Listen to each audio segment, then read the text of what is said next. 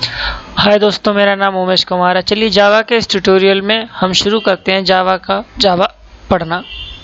दोस्तों चलिए सबसे पहले हम जानेंगे कि जावा के बारे में कुछ चीज़ें।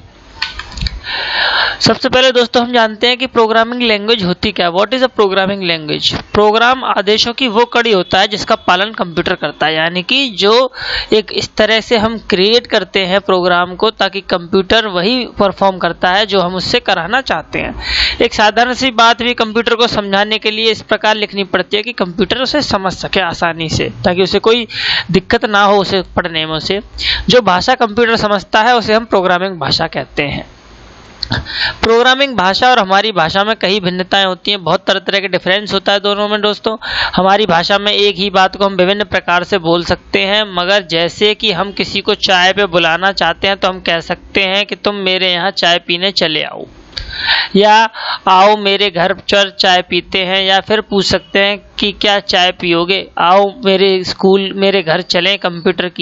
कंप्यूटर इस प्रकार की भाषा नहीं होती कंप्यूटर में। दोस्तों उसे सीधी सीधी बात समझ में नहीं आती, हमें उसे समझाना पड़ता है। कंप्यूटर में इसमें बहुत सी स्पष्ट भाषा है कि भाषा में क्या होना चाहिए और क्या नहीं होना चाहिए। साथ ही साथ उन सभी भाषा का व्याकरण भी एकदम शुद्ध होना चाहिए।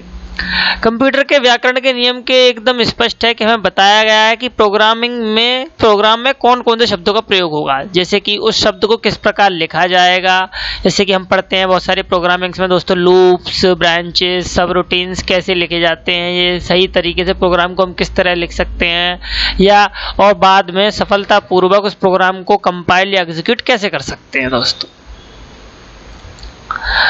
अब जानते हैं दोस्तों जावा क्या है।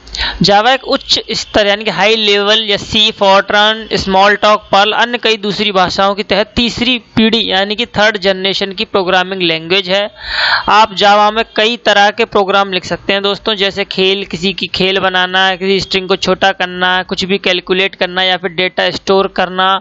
इस तरह जावा की मदद से आप कोई भी सॉफ्टवेयर क्रिएट कर सकते हैं या कोई भी एप्लीकेशन क्रिएट कर सकते हैं, एवं आप उसका उपयोग किसी भी काम के लिए कर सकते हैं।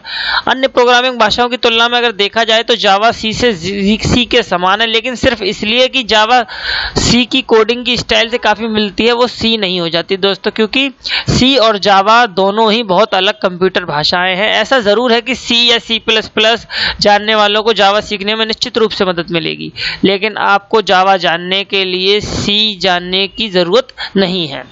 अन्य प्रोग्रामिंग भाषाओं के मुकाबले जावा की खास बात यह है कि आपको विशेष प्रोग्राम लिखने देता है जिन्हें हम एप्लेट भी कहते हैं। एप्लेट को इंटरनेट से डाउनलोड भी किया जा सकता है और एक वेब ब्राउज़र के भीतर आसानी से चलाया भी जा सकता है। पारंपरिक कंप्यूटर में समस्या यह है कि दोस्तों वो सुरक्षित नहीं होते, यानी कि जो सिंगल कंप्यूटर होते हैं वो सुरक्षित नहीं होते। इंटरनेट की साइट हमारे कंप्यूटर को कुछ ज़्यादा ही एक्सेस कर पाती थी, लेकिन जावा ने इस समस्या को बहुत आसानी से हल कर दिया है दोस्तों। तो दोस्तों अगली वीडियो में हम जानेंगे जावा के बारे में कुछ। तो इस वीडियो में इतना ही, तब तक के लिए नमस्कार।